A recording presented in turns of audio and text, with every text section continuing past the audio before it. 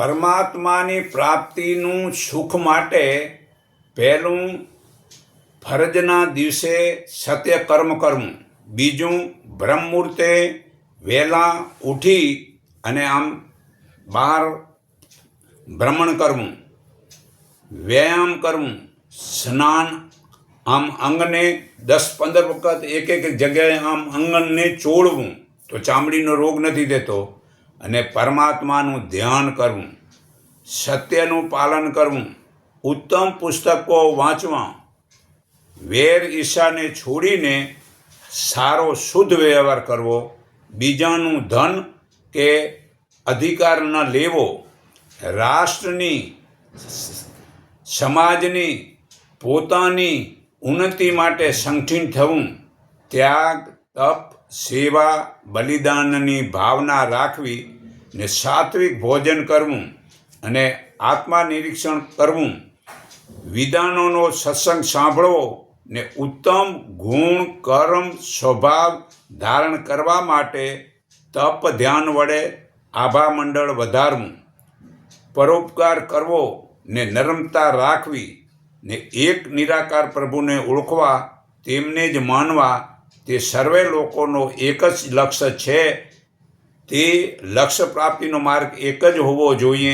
તે લક્ષ્ય પ્રાપ્તિના સાધનો એક જ હોય.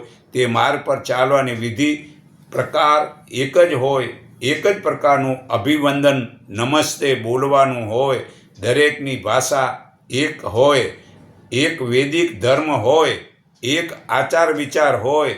એવો ઉપાય ફક્ત પરમાત્મા પ્રાપ્તિ માટે ગીતા, વેદ, ઉપનિષદ, મનુસ્મૃતિ વગેરે ધાર્મિક પુસ્તકથી જ જ્ઞાન મળે છે. તો સર્વે ધર્મોને છોડી એક સનાતન ધર્મનું પાલન કરવું, જેને ધારણ કરવાથી અન્યાય કે હિંસાનો વિચાર વ્યવહાર થતો જ નથી. એક સનાતન જે સદા રહેનાર, આ નિત્ય હાજર છે, તે સર્વ જગાએ સમાન છે. તે કપાય નહીં, ભીંજાય નહીં, બળે નહીં, પવનથી સુકાય નહીં. આ ગીતા અધ્યાય 2 શ્લોક 24 વાંચીને સાંભળી લેજો. જેનું શરીર જ નથી તેને ઓળખો, તેને માનો, તો જગતમાં બધાનું કલ્યાણ અને સુખ શાંતિ થાય છે. ચેતન એક આત્મા અને પરમાત્મા છે. બીજી જળ વસ્તુ પ્રકૃતિ માયા છે. તે જળ વડે જ્ઞાન થતું નથી, તેમજ તેને સુખ દુઃખ થતું પણ નથી. તે પૃથ્વી, જળ, અગ્નિ, વાયુ, આકાશ વગેરે પ્રકૃતિના 24 તત્વ તે જળ છે. બીજો, જેમાં આત્માને સુખ દુઃખ થાય છે, પરંતુ પરમાત્માને ક્યારેય પણ સુખ દુઃખ થતું જ નથી. તો હું કોણ છું? પોતે આત્મા છું એવું નક્કી કરી અને મન જે લોકોને બંધન કરે છે તેનો આમ લય થઈ જાય, અને કર્મ, જ્ઞાન અને ભક્તિ એ ત્રણેયનું પાલન કરવાથી, કોઈ બી એકનું પાલન કરવાથી પણ પરમાત્મા સુધી પહોંચી જવાય છે. ચાહે કર્મ કરીને પરમાત્મા સુધી પહોંચાય છે, ચાહે જ્ઞાનથી પણ પરમાત્મા સુધી પહોંચાય છે, ચાહે ભક્તિથી પણ પરમાત્મા સુધી પહોંચાય છે. તેથી જ્ઞાન ગાતા અને ગય એટલે પરમાત્મા થાય, વળી ગય એટલે કોઈ સમજે ન સમજે, ગય એટલે પરમાત્મા થાય છે. એ ત્રણેયનો ભેદભાવ જુદો છૂટી જાય છે, તેને જ મોક્ષ કહેવાય છે, તેને જ બ્રહ્મ જ્ઞાન કહેવાય છે, તેને જ સાત્કાર કહેવાય છે, તેને જ પરમાત્માના દર્શન કહેવાય છે, તે જ પવિત્ર, નિર્મળ અને તે જ કેવલ્ય જિજ્ઞાસુઓના અંતિમ ધ્યેય કહેવાય છે. તે તપસ્વીઓનો અંતિમ ધ્યેય છે, તે ભક્તોનો અંતિમ ધ્યેય છે, અને તે ઋષિમુનિઓનો અંતિમ ધ્યેયનો સીધો ધોરી માર્ગનો આ રસ્તો છે. આ પરમાત્મા અહીંયા છે, એમાં પુરાવવું છે.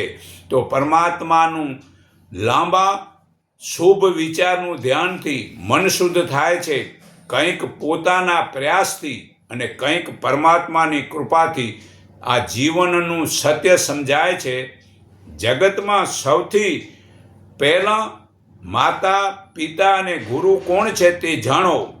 આચાર્ય પરમાત્માની મૂર્તિ છે, પિતા તે બ્રહ્માજીની મૂર્તિ છે, માતા તે પૃથ્વીની મૂર્તિ છે, અને પોતાના ભાઈઓ પોતાના આત્માની જ મૂર્તિ છે. આમ તો તેઓ બધા જ દેવતા રૂપ છે, તેથી તેમનું અપમાન કરવું નહીં. આ મનુસ્મૃતિ પાના નંબર 39, 226 પુરાવો છે. તો એ ત્રણેયની સેવાનું ફળ માટે તે શ્રેષ્ઠ તપ છે. તેમની હાજરીમાં બીજો કોઈ ધર્મને પાલન કરવાનું નથી. તો માતૃભક્તિથી આ લોકનું સુખ મળે છે, પિતૃભક્તિથી સ્વર્ગનું સુખ મળે છે, અને ગુરુની ભક્તિથી મનુષ્ય પરમાત્મામાં જઈને ભળે છે. તેમની સેવા વિના બધું જ વ્યર્થ છે, અને તે ત્રણેયને છોડીને કર્મકાંડ કરે છે તેનું ફળ મળતું જ નથી. માટે નિત્ય તેમની સેવા જ કરવી. તે ત્રણેય જીવતા હોય ત્યાં સુધી બીજું કાંઈ જ ધર્મના નામે પાલન કરવું જ નથી. તેમની આજ્ઞા વિના બીજું ધર્મ પાલન કરવું જ નથી. તેમને બધું જ જણાવવું. તેમને પૂછ્યા વિના મન, વચન અને કાયાથી જે પરલૌકિક કર્મ તેમની આજ્ઞાથી પોતે આચરે છે, તે મેં અમુક કર્મ કર્યું છે એમ પાછળથી પણ તેમને જણાવવું. એમની સેવા જ એ પરમ ધર્મ છે. એ ત્રણેયની સેવાથી લોકોના સર્વે કર્તવ્યો પૂરા થાય છે. એ જ સાચું પરમ ધર્મ છે. બીજો તો ઉપધર્મ છે, એટલે ઉપર છેલ્લો ધર્મ કહેવાય છે. આ મનુસ્મૃતિ પાના નંબર 40 ને શ્લોક નંબર 229 237 પુરાવો છે. તો મૂર્તિ ચાહે લાકડાની હોય કે પથ્થરની હોય કે સોનાની હોય, તે પૂજવાથી મોક્ષ મળતો નથી. આથી ફરી જન્મ ન આવે તે માટે આ બહારની પૂજા છોડી પોતાના હૃદયમાં જ આત્માની પૂજા કરવી. આ મૈત્રી ઉપનિષદ પાના નંબર 76 પુરાવો છે. તો વળી સર્વ વિભૂતિઓ જે વિષ્ણુ, શંકર, રામ વગેરે એ પરમાત્માની વિભૂતિઓ છે. આ ગીતા અધ્યાય 10 શ્લોક 18-42 પુરાવો છે. તે વિભૂતિઓને બનાવવાવાળાને ઓળખો.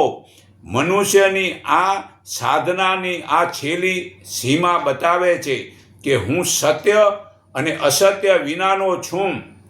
મારે કંઈ જ જાણવાનું નથી. મને જવાની જગ્યાએ ક્યાંય નથી, કે મને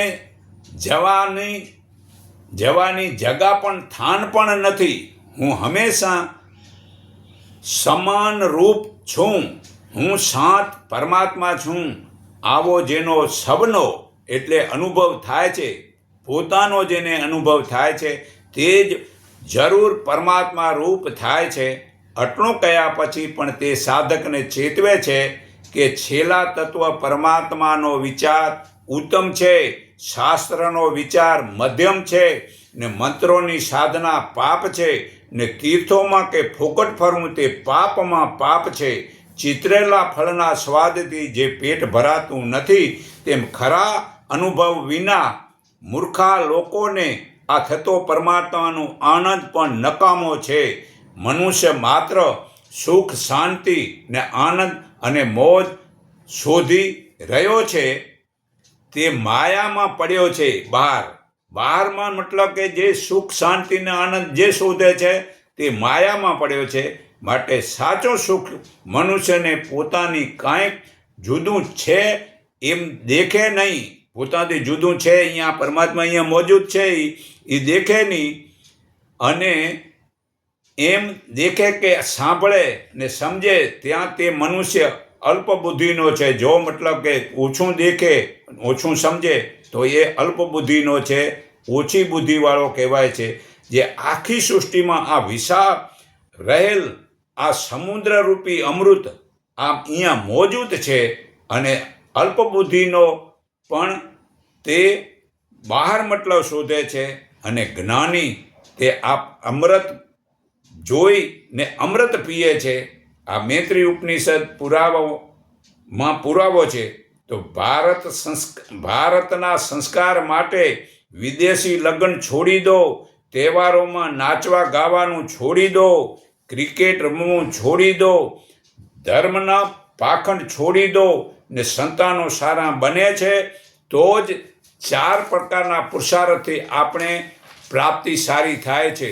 તો 4 પ્રકારના પુરુષાર્થમાં પહેલો કે બ્રહ્મચાર્ય, ગૃહસ્થ, વાનપ્રસ્થાન અને સંન્યાસ. બાળપણ જો બરાબર હોય તો ત્રણેય આશ્રમમાં સુખ મળે છે. તેનો આધાર પૂરેપૂરો માતા પિતાના હાથમાં છે. માતા પિતા તે બાળકોને વેદ વગેરે શાસ્ત્રોનું જ્ઞાન દે અને ઇન્દ્રિયોને વશ રાખી પરમાત્માનું ધ્યાન શીખવે તો પરમાત્મા પોતાની અંદર અને બહાર સર્વ પરમાત્મા વ્યાપક સૂક્ષ્મ સમજી બધા જ ખોટા કર્મોને છોડી દે તેવું માતા પિતા તે બાળકને શીખવે. અને જો બાળક તે બદલે માતા પિતાએ ન શીખવાડ્યું હોય તો બીજો પુરુષાર્થ યુવાની છે. યુવાની છે તે 25 વર્ષથી 50 વર્ષ સુધી ઘર પરિવારનો ફરજ નિભાવી વિવાહ કરી યોગ્ય સંતાન ભક્તદાતારી સુરવી બનાવી તેનું પાલન પોષણ કરે અને ધંધાનો વિકાસ કરે તો ભલેને બાળપણમાં પોતાના માતા પિતાએ 25 વર્ષનો કરી આપ્યો પછી તો તારામાં સંસ્કારનું વર્તન જોઈએ. તું પોતે હવે જો 25 વર્ષે સુધરીશ તો ભલે મા બાપે તને ન મતલબ કે સુધાર્યો પણ તું જો પોતે સુધરીશ તો ભલે ને નાની ઉંમરે માતા પિતા ખાલી બાળકોને ધન કમાવાનું શીખવે છે પછી તે બાળક ખાલી ધનનો જ લક્ષ્ય રાખે છે. જે ધન પાછળ તો જ્યારે માતા પિતાની મોટી ઉંમર કહે છે તમોને નોકરી જોઈએ છે તેનો પગાર હું આપીશ. મોટી ઉંમરે મતલબ જે સંતાનને ખાલી જે ધન આપે છે તે એ ધન પાછળ એટલો ગાંડો થઈ જાય છે કે ગમે ત્યાં મતલબ કે દેશ વિદેશ ચાલ્યો જાય છે. અને દેશ વિદેશથી મતલબ કે કોઈ બી ડૉક્ટર તેમને કહે તમારા મા બાપની સેવાની જરૂરી છે તો કે હું ધન મોકલી દઈશ પણ મારાથી અવાય તેમ છે નહીં. તો પહેલેથી જ આવું ધન કમાવાનું શીખાડ્યું એ ધનમાં જ પછી લેલૂટ રહે છે અને મરવા સમય કે બીમારીમાં પણ તે હાજરી આપતો નથી. તો જે આ બાળપણથી જ પહેલાં સંસ્કાર આપો, બાળપણથી કદાચ મા બાપાએ ના આપ્યું હોય તો જુવાનીમાં પોતે મેળવી લો. ને જો પોતે મેળવેલું હશે તો ત્રીજો આશ્રમ વાનપ્રસાદ છે.